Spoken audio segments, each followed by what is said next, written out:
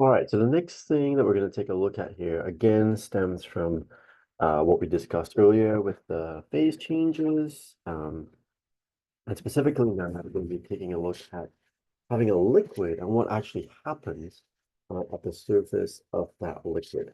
So imagine we had a container, with some sort of a liquid in it. There's the surface of a liquid. Let's just imagine for right now that that liquid is water. It's H2O. We have these water molecules that are sliding past each other in this liquid phase. When we're in the liquid phase, the particles are spread out. Um, not as much as in the gas phase, but they slide past each other very easily. But eventually, when some of these liquid particles get to the surface, they can sometimes break free and they can go into the gas phase. Now we have a gas particles. And this is happening all the time, right? Because we have that surface layer where there's nothing on top of the liquid that's preventing that liquid from going transitioning into the gas phase. Actually, this is happening throughout our sample, all the way at the surface, where we have our gas particles, and eventually going to gain enough energy to break free to go into the gas phase. So when these gas particles form, they actually run into the walls of the container, whatever that container is, and then they are going to exert a pressure. So the gas particles will exert a pressure. They exert a force on that area. Now, what also happens is some of these gas particles, once they're formed, they can eventually, as they're running into each other, bouncing into each other, bouncing into the walls, they can actually then lose enough energy to go back into the liquid phase. And so they go from the gas back into the liquid, and that's happening as well. So you have both of these processes happening. You have the liquid particles, some of the liquid particles at the surface turning into the vapor phase or the gas phase. And then we also have some of the vapor molecules or vapor particles turning back into the liquid phase. So eventually we're going to get to a point where we let this system sit for a while. We're going to get to a point where the rate or the speed at which the liquid particles turn into the gas particles will equal the rate at which the gas particles turn into the liquid particles. All right, so at some point, we're going to have a fairly constant amount of gas particles that are there. As they're made, as they come from the liquid phase, the same number of particles go into the liquid phase. So at that point, whatever pressure that these gas particles exert, so at this point,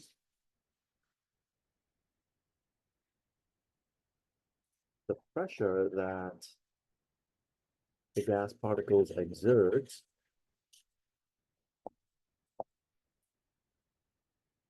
is known as the vapor pressure, right? Because it's the pressure of the vapor for that particular substance.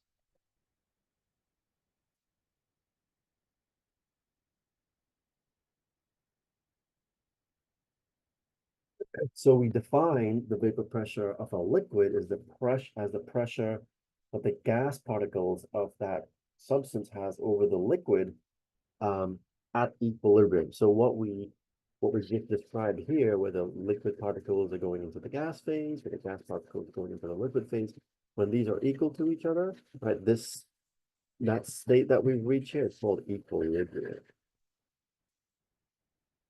So there is no net change in the amount of gas particles or liquid particles. So that is called whatever gas particles we have at that point, and whatever pressure they exert, that's called a vapor pressure for that substance, for that liquid, at that particular temperature. So let's think about what would happen if we have the system and then we increase the temperature. So if the temperature of the system was increased,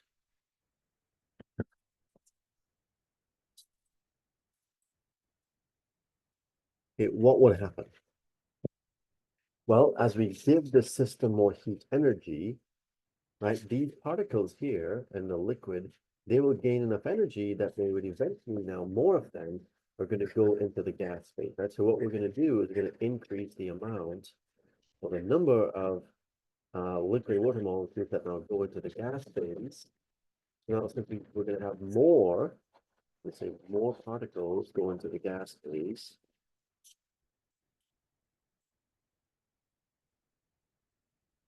And if there are more particles into the gas phase, guess what's going to happen? They're going to exert a higher pressure. The pressure then, the vapor pressure will increase. And generally, we're going to see that occurring. We can say the vapor pressure increases as the temperature increases. Right? We give the system more energy. They start to move around faster. The liquid particles move so fast that they break free from the liquid phase, go into the gas phase. More gas particles, higher the vapor pressure. We can actually plot that, or we can chart those changes for water, for example, as a function of temperature. And you can see here, as the temperature goes up from 0 all the way to 19 degrees Celsius, the vapor pressure increases from 4 all the way to 16. And again, we keep increasing the temperature from 19 down to 26, the pressure increases as well. And if we keep going all the way down to 100 degrees Celsius, what we find is that the vapor pressure of water now equals 760 millimeters of mercury. And that pressure should sound familiar because that is normal atmospheric pressure. That's 1 atmosphere of pressure. And you may also remember 100 degrees Celsius as being the boiling point of H2O, of water. So we can now relate the boiling point of a sample, specifically water in this case, to the prevailing atmospheric pressure. And we can say when the vapor pressure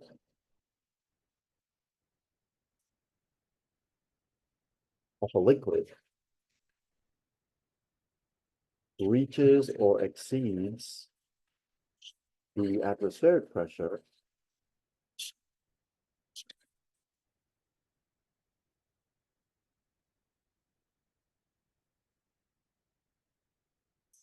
we've reached the boiling point of that liquid. That's actually how we define the boiling point, is when the vapor pressure of that liquid reaches the external or the prevailing atmospheric pressure. And in the case of water, under normal conditions, that's 100 degrees Celsius. Right? As the temperature goes up, more of the particles go into the gas phase, they exert a pressure. When that pressure reaches 760 millimeters of mercury, that's the boiling point of H2O. Now, what we can also do is we can compare the vapor pressures of several different substances. And what we can have here is we have a chart or a graph that shows the relationship or a comparison between several different substances. We have on our y-axis vapor pressure in millimeters of mercury. The dotted line here represents 760 millimeters of mercury. So mmHg. Remember now, that is normal atmospheric pressure, or one atmospheric pressure, to be more specific. And as we go across, we can see, for example, water is the blue one. That's this one here. So we chart that all the way down. We see that it's 100 degrees Celsius. That's the temperature that we need to get to get the vapor pressure of water to equal the prevailing 1 atmospheric pressure. Other substances have different boiling points where their vapor pressures get to 1 atmosphere. So for example, something like, let's use something else that we're used to, ethanol. If the ethanol is this one, that's regular alcohol that you might be familiar with. That's the alcoholic or the active ingredient in your alcoholic beverages. Okay, the boiling point of ethanol is somewhere around 70 or so degrees Celsius. That is lower than, that's a lower boiling point than that of water. Right? You don't need to provide as much energy to get the ethanol, the vapor pressure to equal 1 atmosphere. On the other extreme here, we have something like mercury. The mercury is a liquid, as you probably know, under normal conditions. And the boiling point for mercury is way up here. Right? So just above 360 degrees Celsius, you need to provide a lot of energy, get the temperature way up high to convert the liquid mercury into the gas phase, so the vapor pressure equals the atmospheric pressure, which is 1 atmosphere. Right? So the vapor pressure of a substance is a function of how strongly those particles are, the liquid particles are being attracted to one another. So if I have liquid particles, let's say these are liquid particles here. Let's say these particles are attracted to each other.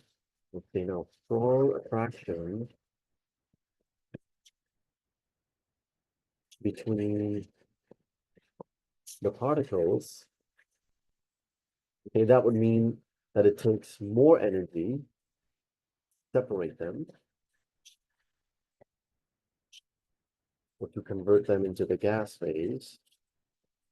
And as a result, we would expect the boiling point to be high. Okay, because you need to provide a lot of energy to separate or to break the strong attraction between the liquid particles, compared to another example where the attraction between the particles are a lot weaker. Let's say if I have a different gas sample, I'm sorry, different liquid sample like this, let's say the attraction here is weak. We have weak attractions between the liquid particles. That means it's easy to break the force of attraction between them. Okay, so it's going to take less energy to convert to the gas phase. And as a result, if it takes less energy, then you don't need to raise the temperature that high to convert it to the gas, to boil it, so then the boiling point is going to be lower in comparison.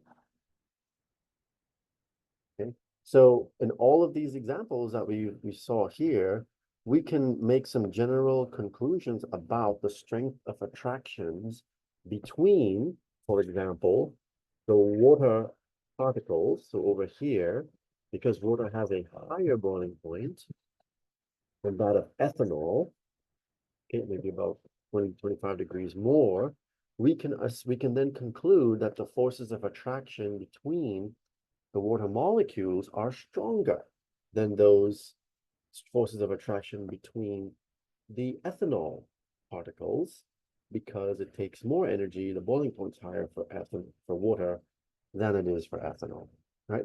So the vapor pressure then, which is a measure of the pressure that the gas sample exerts when it's in equilibrium with the liquid phase, gives us an indication of the strength of attraction between the particles of a liquid. When the vapor pressure equals the external pressure, that substance has reached its boiling point or has attained its boiling point.